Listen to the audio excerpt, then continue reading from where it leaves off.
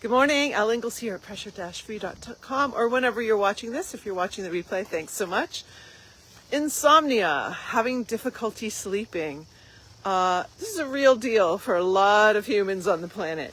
And there are sleep apps and all kinds of things people are doing today. In fact, some of my clients, I encourage them to take their paraphernalia off because it's actually creating anxiety for them when they get the readout that they didn't have a good sleep.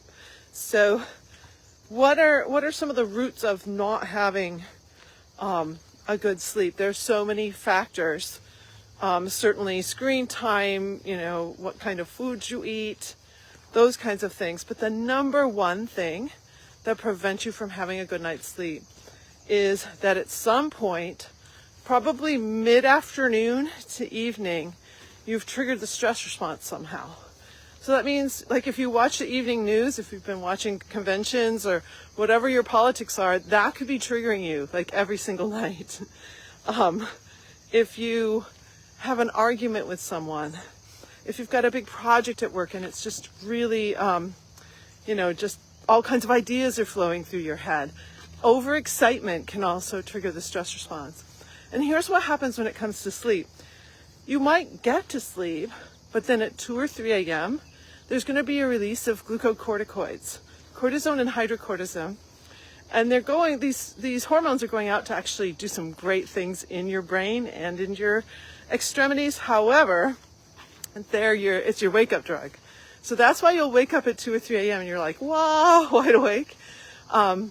If you're having trouble falling asleep, you've probably triggered the stress response earlier in the day. And so at that time that you're trying to go to bed, your brain's on fire. Like these hormones, your biology is informing your psychology. It's telling you it's time to wake up and stay awake. And so gaining control of the release of those stress hormones is the number one thing I do with my clients. That's the first thing we have to do in order for things to start to change, and you actually get a real night's sleep. Now, some of my clients over the past few years in particular, with the legalization of marijuana, they've been using marijuana to get to sleep. And so they'll get to sleep. However, they're not actually getting a really deep delta wave REM sleep. And so that becomes an issue too. My clients have reported like they'll get up and they're still tired. So there's issues with that too. So people are looking for anything to help them get to sleep sometimes.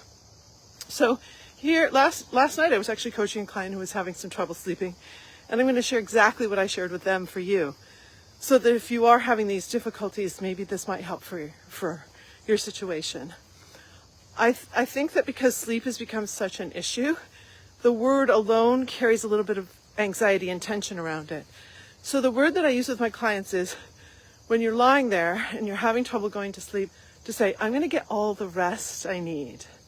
There's something about the word rest that is just a little more easeful for you. So I'm going to get all the rest I need. So planting that idea in your head is a very wonderful way to get the body to start to relax, and that can help your mind relax. Here's an interesting tip. So if you ever notice animals, babies, even you, maybe your partner, if you're sleeping with someone, you will, just before you're falling off to sleep, you're like, breathe in, and then you sniff like, and then you sigh out. You'll see babies do it, like every time they're about to fall asleep. So there's something about that sniff, sniff, sniff, sigh out that calms the nervous system. So if you're having trouble going to sleep, take in a nice breath, sniff a little, and then sigh out. And just see if that starts to do it for you. Something I learned from my body coach, Lila Veronica, is that our nervous system has a directionality to it. The main direction is down the tops of your arms and legs, over the top of your hand, and up underneath. So there's a phenomenon that some of my clients and I do. I call it pedaling. It's like you're lying in bed, but one or both of your feet are really active. They're almost like pedaling a bike or something.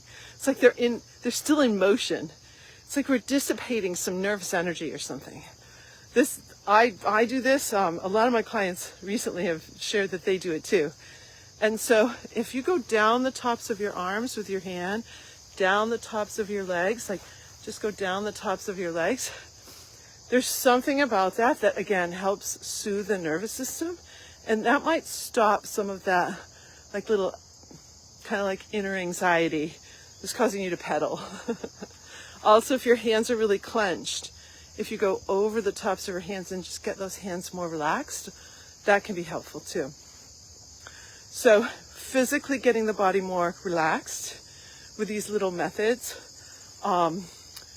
Now let's go to the mind for a moment, because I mentioned like the sniff and stiff thing is kind of like a body and mind thing, but and also the idea of rest.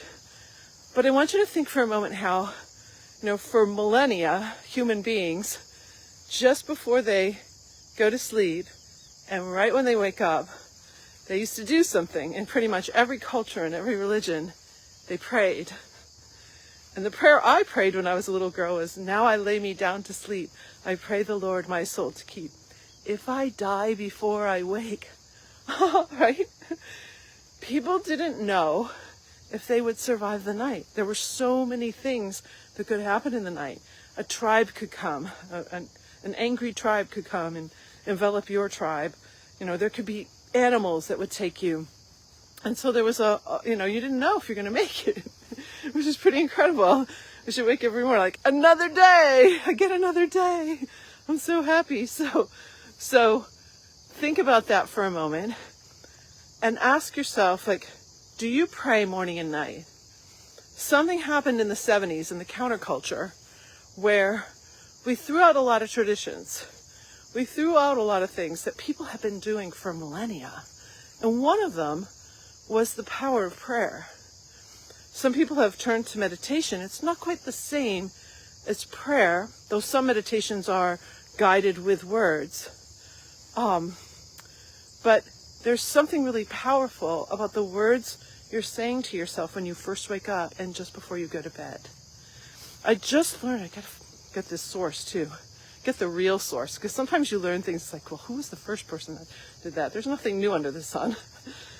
But someone shared with me that if you go to sleep in a different body position and you're planting the seeds of gratefulness, confidence, and what you're creating in the world,